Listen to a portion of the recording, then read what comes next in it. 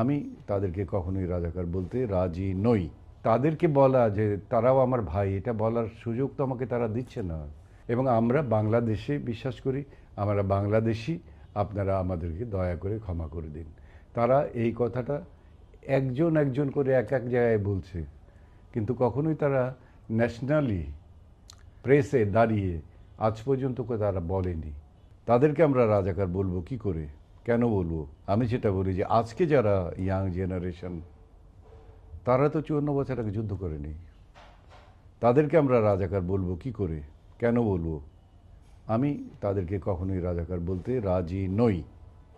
আমি শুধু বলতে পারি যে একটা ভুল তারা করছে, যেটা আমি বর্তমান জামাতের নেতৃবৃন্দকেও বলতে চাই। সে ভুলটা যেটা করছে সেটা হচ্ছে যে প্রত্যেকটা জিনিসের একটা প্রসেস আছে। একটা বাবা যখন মারা যায় তখন তার ছেলে সেই কবরস্থানে যাওয়ার আগে নামাজ পড়ার পরে, জানাজার নামাজ পড়ে দাঁড়িয়ে সেখানে বলে যে আপনাদের কাছে আমি অমুকের ছেলে, আমার বাবা ইন্তেকাল করেছেন, যদি তিনি কোনো ভুল করে থাকেন, কোনো অপরাধ করে থাকেন, কোনো অন্যায় করে থাকেন, তার জন্য আমি আপনাদের তরফ থেকে ক্ষমা চেয়ে নিচ্ছি। এবং যদি কারো কাছে দেনা পাওনা কিছু থাকে, আপনারা আল্লাহর রাস্তে মাফ করে দিন, আর তা না হলে আমাদের সাথে যোগাযোগ করবেন, আমরা সেটাকে দেওয়ার চেষ্টা করব। এটা কি বলে না? হ্যাঁ, এটা ইউজুয়ালি হয়েই থাকে। এখন বর্তমান সময়ে যারা আছেন তারা কি এই কথাটা কখনো বলেছেন? জামাত শিবিরের জামাত তো জামাত বলবে তোমার সাথে আমার জায়গা নিয়ে যুদ্ধ হয়েছে, আমি তোমার বললাম ভাই তুই আমার মাফ করে দে, হয়ে গেল। তুমি বললে আচ্ছা তোমার মাফ করে দিলাম, হয়ে গেল। কিন্তু এটা তো তোমার আর আমার যুদ্ধ না, এটা তো দেশের একটা জাতির সাথে যুদ্ধ। তাহলে এটার একটা সিস্টেম আছে। সেই সিস্টেমটা হচ্ছে কি, যে তুমি তোমার মজলিসে সুরার মধ্যে তুলবে কথাটা তুলে সবাই সমর্থন করবে, সমস্ত রিপ্রেজেন্টেটিভরা সমর্থন করবে, বলবে যে হ্যাঁ আমরা আমাদের পূর্বপুরুষরা ভুল করেছে রাজনৈতিক কারণের জন্য, অন্য কোনো শত্রুতা তো ছিল না, অথবা দখলদারিত্বের জন্যই হোক বা যে কোনো কারণের জন্য হোক, ধর্মের জন্যই হোক, বহুত কারণ বলতে পারে। আমি সে কারণগুলো বিশ্লেষণ করতে যাব না। তারা ভুল করেছে। এখন বাংলাদেশ, আমরা তো সেই ভুলের জন্যে আমরা আপনাদের কাছে ক্ষমা চেয়ে নিচ্ছি, আপনারা দয়া করে আমাদের ক্ষমা করবেন। আমরা তাদের অপরাধের জন্য আমরা তো অপরাধী হতে পারি না। আমার বাবা খুন করেছে বলে তো আপনি আমাকে ফাঁসিয়ে দিতে পারেন না। তা আপনারা আমাদেরকে ক্ষমা করে দিন, এবং আমরা বাংলাদেশে বিশ্বাস করি, আমরা বাংলাদেশি, আপনারা আমাদেরকে দয়া করে ক্ষমা করে দিন। তারা এই কথাটা একজন একজন করে এক এক জায়গায় বলছে, কিন্তু কখনোই তারা ন্যাশনালি প্রেসে দাঁড়িয়ে আজ পর্যন্ত তারা বলেনি। এবং সেখানেই তাদের কাছে আমার অভিযোগ যে এটা তারা যতক্ষণ পর্যন্ত না বলছে ততক্ষণ পর্যন্ত তো আমাদেরও তাদেরকে বলা যে তারাও আমার ভাই, এটা বলার সুযোগ তো আমাকে তারা দিচ্ছে না।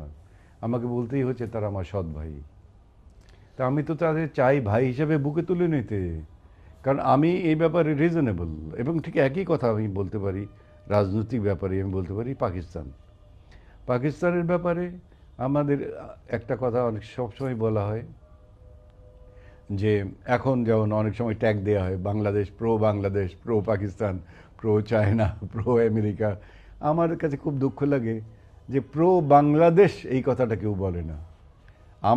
আমি তো সবসময় খুশি হব আমাকে যদি বলে যে প্রো বাংলাদেশ বলুক। আমার জীবনের এইটাই স্বপ্ন, আমি বাংলাদেশে বাস করি, বাংলাদেশে যেন আমি মারা যাই, এই মাটিতে যেন আমার কবর হয়। এইটাই হচ্ছে আমার জীবনের সবচেয়ে বড় চাওয়া, আল্লাহর কাছে আমার শেষ চাওয়া। তো সেইটা আমি চাই, তাই না? এখন পাকিস্তানের অনেক লোক একা ইন্ডিভিজুয়ালি বলেছে বাংলাদেশের কাছে আমাদের ক্ষমা চাওয়া উচিত, আমাদের অন্যায় করা হয়েছে এটা বলা উচিত, সেটা বলা উচিত। তুমি একার সাথে তো আমার অন্যায় করেছো, আমি একা তো মাফ করতে পারি না। আমাকে তো জাতি হিসাবে তোমাকে মাফ করতে হবে। তাহলে জাতি হিসেবে মাফ করতে হলে তোমার নিয়মটা কি? তুমি কি মনে করো যে তুমি নিয়ম জানো আমরা জানি না? আমরা নিয়মটা জানি। নিয়মটা হচ্ছে যে এই ব্যাপারে একটা মোশন তোমার হাউস অফ তুলতে হবে, ন্যাশনাল অ্যাসেম্বলিতে তুলতে হবে। যে ন্যাশনাল অ্যাসেম্বলিতে প্রত্যেকটা মেম্বার রিপ্রেজেন্ট করতেছে সারা দেশ, তারা সব মিলে বলবে যে হ্যাঁ আমরা অপরাধ করেছিলাম ওই টাইমে, সেই অপরাধের জন্য আমরা অনুতপ্ত, এবং সেই অনুতপ্তটা আমরা আমাদের তাদের যারা অপরাধ করেছে তাদের কাছে আমরা তাদের জন্যে আমরা তা আমাদের আর কিছু করে নেই, তারা তো সবাই মারা গেছে অনেকেই, আমরা আমরা আপনাদের কাছে ক্ষমা চেয়ে নিচ্ছি।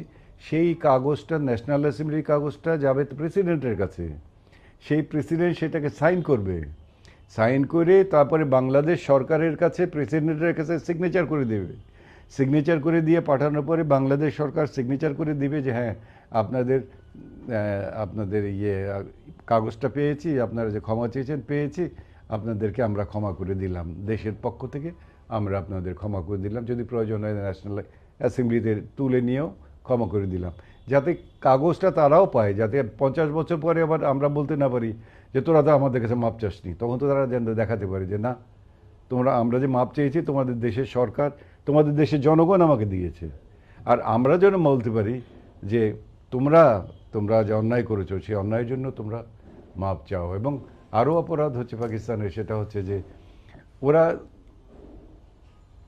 বাংলাদেশ থেকে যখন সমস্ত ফোর্সকে নিয়ে গেল তখন তারা বলেছিল 209 জন আর্মি অফিসারকে যারা আমরা নিয়ে যাচ্ছি তাদেরকে যুদ্ধ অপরাধে আমরা বিচার করব, তারা কিন্তু কারো বিচার করেনি।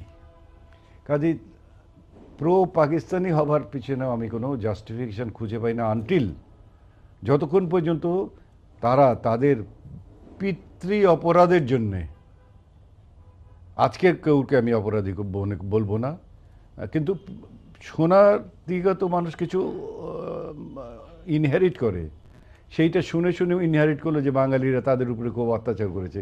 2-5 জন তো থাকতে পারে এখনো যে আমাদের কি ঘৃণা করে। তো আমার কথা হচ্ছে ইনহেরিটেন্স আমি বিশ্বাস, মানে সম্পদে ইনহেরিটেন্স বিশ্বাস করি, রাজনৈতিক ইনহেরিটেন্সটা এটা আস্তে আস্তে আস্তে আস্তে ডেমিনিশ হয়ে যাওয়াই উচিত, এবং সেই উচিতের জন্য তোমার করণীয় কিছু করার আছে, সেই করণীয় জিনিসগুলো তোমাকে করতে হবে, আর যদি না করো তাহলে আজকে যেরকম আমাদের ধর্মকে 73 ফিকায় ভাগ করা হয়েছে ওই রকম তো 50-100 ফিকায় ভাগ হয়ে যাবে। এখন তো আমার অনেকে বলছে কি ভোট দিলে নাকি 18 কোটি লোকের না এক নামাজের কি নামাজের পুণ্য এক দল একটা ভোটের বিনিময়ে নাকি পাওয়া যাবে। ওমা, এটা ধর্মের কোথায় আসলো, কোত্থেকে আসলো? জয় করার জন্যে, উইন করার জন্যে তোমার অনেক কথা আছে, তোমরা তো সেই কথাগুলোর মধ্যে কেউই যাচ্ছ না।